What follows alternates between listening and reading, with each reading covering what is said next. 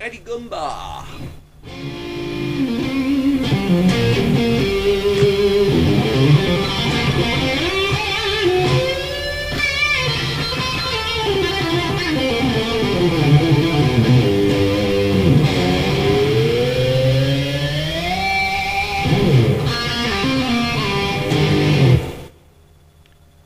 Eddie, if it weren't you, I wouldn't be doing this. There's a number of YouTubers who can get me to do this, and it's always inevitable that one of them will ask, "Hi Ed, seen the back of your head recently? Good back of the head, if you don't mind me saying."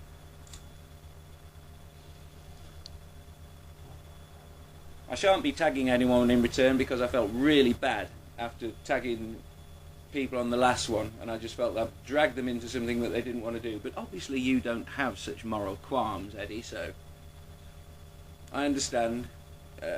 Let's get on with it. If I could change one thing about the YouTube atheist community, what would it be and why?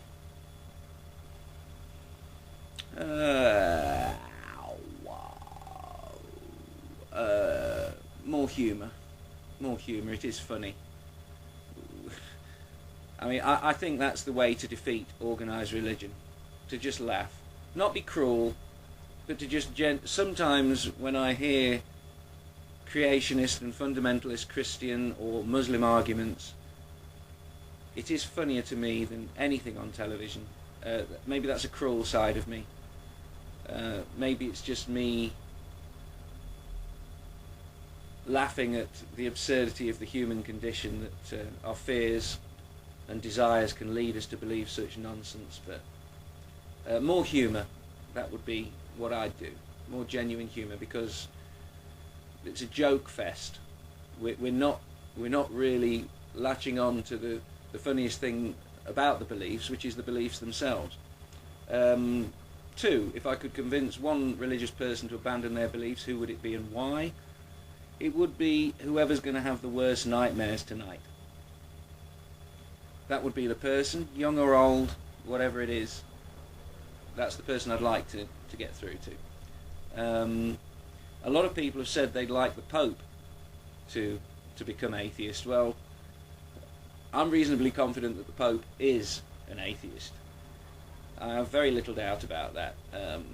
He must see such dishonesty. He must see so many prayers unanswered.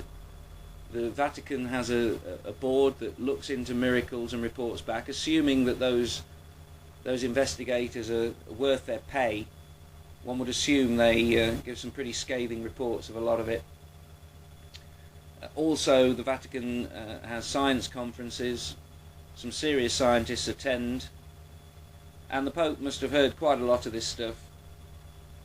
He must have asked questions and had those questions answered, so when he's sitting on the toilet wondering why God doesn't talk to him, the head of one of the largest churches on the planet, I'm assuming he must draw his conclusions. But if he were to turn atheist tomorrow, you wouldn't notice any difference whatsoever, because let's face it, an ape who lives in a palace isn't going to suddenly turn honest and become an ape that works in a call centre, which is essentially all he'd be qualified for, albeit in several languages.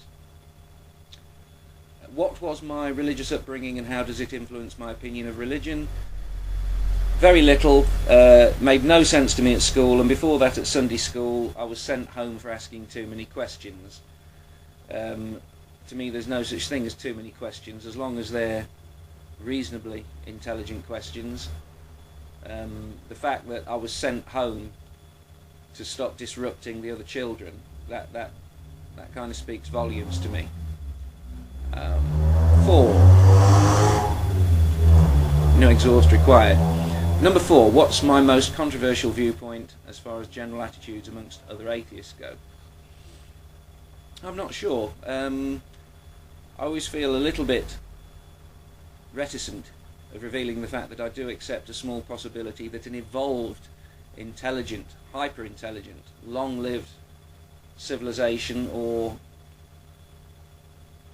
possibly small group of entities may have initiated the universe.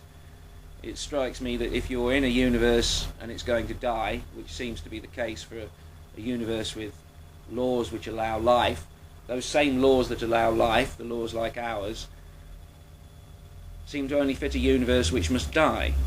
Now, a civilization which lives for billions of years might try and figure a way out, and in the course of doing so, figure out how to make universes. I don't see that as impossible. I see it as highly improbable, but because it's not impossible, I have to accept the small possibility of it. So it's not deism. I'm talking about an evolved technological society who just did it because maybe they could, or they learned how to. So that's pretty controversial, I think. Might do a video on that in the future. I've tried in the past, but haven't found the right words yet. Number 5, what scientific endeavour excites me the most? Well, it hasn't started yet. It would be travelling to the stars.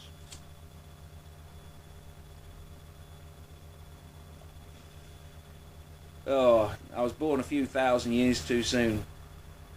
To be in on that, to apply for the job,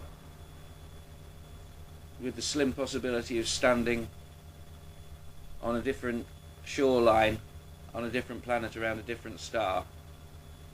Oh, that gives me the horn, that does, Eddie. Number 6, who is my favourite of the 4 horsemen? That's Dawkins.